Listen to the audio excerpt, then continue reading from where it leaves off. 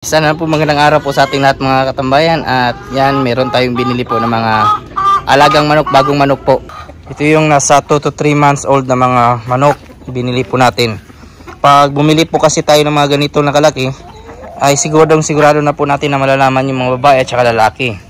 So ito yung mga karaniwan natin binili, Rhode Island Red at saka Decal Brown. Isa din po ito sa pinakamagandang simulan sa pagmamanok, para sigurado po ay hindi na po basta-basta mamamatay yung mga ganito na kalaki. At baka 2 to 3 months sigurado po ay makakapag-breed na po tayo nito. So ayun kagandahan po pag ganito na po kalaki. So bali na sa 15 po ito lahat yung binili po natin ng mga babae. At isang lalaki lang po yung kinuha po natin. Magdadagdag pa po tayo.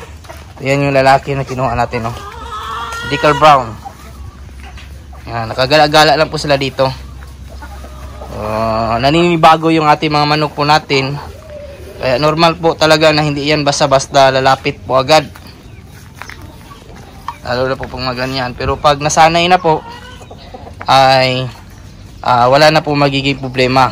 So isa din po sa mga nakuha natin yung ating mga black, mga heritage crosses. So yung isa natin na tandang pinakawalan po natin dito kasi meron po tayong splash po na babae. So yan po. So yung isa na lang po yung ating yung bantam ay ano po natin yan, ikulong. Ipares po natin sa isa po nating bantam na nandito po. Baka makastahan pa po niya yung mga heritage po natin, baka lumiit yung anak. Sayang naman. So andito yung isang pares na tawag nito, bantam. So yan katambayan. So, may mga kinulong po tayo dito na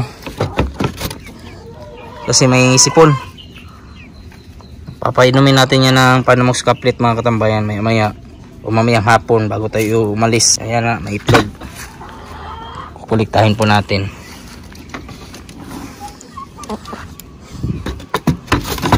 Meron din po tayong dalawa dito na Rhode Island Red na kinuha din po. Kinulong din po natin para kung halimbawa may sakit, at least ay makurantin muna natin. Hindi ko kasi pinapakawalan ganito ng mga manok mga katambayan pag galing po sa ibang manukan. Umiiwas na po tayo na makahawa sila, baka may madala po na sakit. So andito yung ating mga breeders. Yan, pinaka mabenta sa lahat, yung nahanap palagi. Iba nangingitlog na po talaga. Titingnan natin kung gaano karaming itlog dito. Ito na po, tingnan natin. Dito lang kasi sila nangingitlog sa ilalim, sa lupa. Lumaki na din po yung ating area. Lumawak ng konti. Yung iba nangingitlog dito. Walang mga sipon po ito kasi paano mag-sporte yung ating maintenance dito sa tubig. Maganda yung panahon ngayon, hindi po mainit, hindi rin po umulan.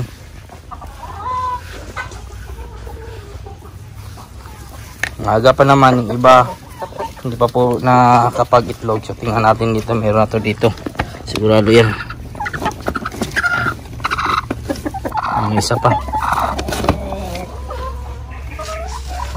Importante po sa pagmamanok, lalo na po pag ganitong setup, wag po natin sila pagutuman katambayan.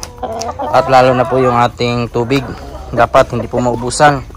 Kasi pag nagkataon, yung mga breeders po natin baka maisipan po na kumain ng itlog. Maging aswang po sila. Tinatawag sa Bisaya na aswang pag tawag dito pag kumakain na ng itlog. Yan po. Yan, may itlog na yan. Umiiri na. So, lalabas na po yung itlog pag ganyan. Yun. Hindi nga lang natin didisturbuhin para hindi po ma-stress yung manok. Pag ganyan na formada, na yan, bibigay na yan, lalabas na yung itlog. Yun, lumabas na. Tingnan natin. Basang-basa pa po mga katambayan, Yan. So nasa 18 po yung manok po natin dito na inahin. Dalawa doon, nasa 20. Isang black Astolorp. So, yung ating pagkuha po nito, hindi pa po nangingitlog yung iba. Kaka-start pa lang po. Kulang sa pakain sa ating pinagbilhan.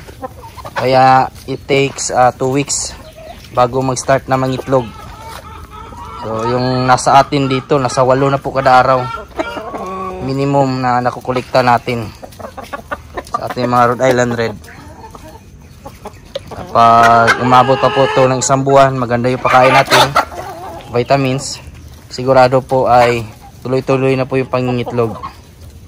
So hindi lang po sisiw at saka breeders yung pwede natin simulan. Yung nasa labas, bilanggit ko po, 3 months old, pwede din po tayo magsimula niyan. So yung bili po natin dyan, nasa 500 to 600 per head. Ganun po. Lalo na po pag babae, magpresyo ka ng ganito, ay dapat mataas yung presyo nito kasi babae, marami yung babaeng kinuha natin. So nakuha natin sa halagang tag 500 per head. Mga ganito po kalaki. Saktong-sakto na po yan. Itlog, pwede din natin simulan. Pero kung gusto niyo po, ganyan po kalaki, tamang-tama po talaga, napaka ganda na po simula ng ganyan. Hindi ka na mamumblimaan nito. Hindi na ito basta-basta magkakasakit. Tuloy-tuloy na ito sa paglaki. Kung sa manok talaga katambayan, pag-alaga, dapat palagi po tayong mahanda. Gaya po niyan, naka-stock na tayo ng mga para sa sisiyo, yung mga box para sa mga malalaki. So, ganun po dapat tayo kasi hindi natin alam. Lalo na kung marami yung ating mga alaga, palagi tayong napopost sa online, ay baka may pumunta. Mas mabuti na yung may may paglalagyan kung bibili sila sa atin. So, yan po yung ating mga bagong manok, Decal Brown, Rhode Island Red at saka Black.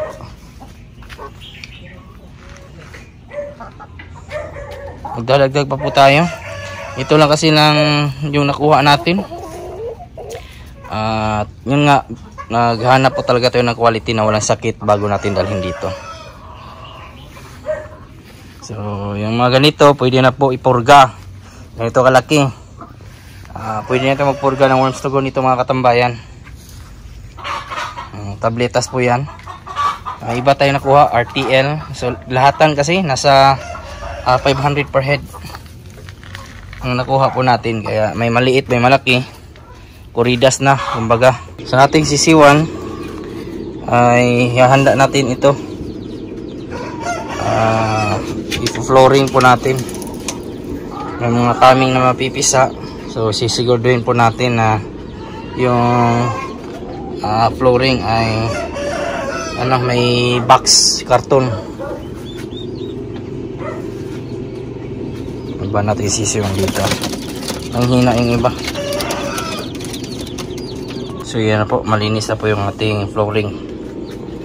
Paghanda para sa mga mapipisang sisiw. Yan. So yan na po ngayong araw mga katambayan, at nagpapasalamat po tayo sa mga kaibigan po natin dyan na palaging nanonood. Natagalan nga lang tayo ng upload po ng videos kasi na-busy po tayo. At sa mga napadaan po dyan, maraming salamat po. Sana po ay consider niyo po na i-follow at i-subscribe yung ating channel, Manok Tambayan. Napakalaking tulong po yan. Kung may mga katanungan naman po kayo, ilagay nyo lang po sa comment section at ating sasagutin. At huwag kalimutan i-click yung notification bell para sa mga susunod na videos. Bago muna tayo magpaalam, shoutout muna natin yung ating mga kaibigan dyan na si Jik, Love You B. Lewinsky, Armiano, Brian Abian Likayan from Cagayan de Oro City, Mimi Leonor, at sa mga nanonood po dyan ngayon, shoutout po sa inyong lahat. Sa mga hindi ko naman po na shoutout, isa-shoutout ko lang kayo sa susunod. Maraming salamat, God bless, at ingat po kayo palagi. Bye bye!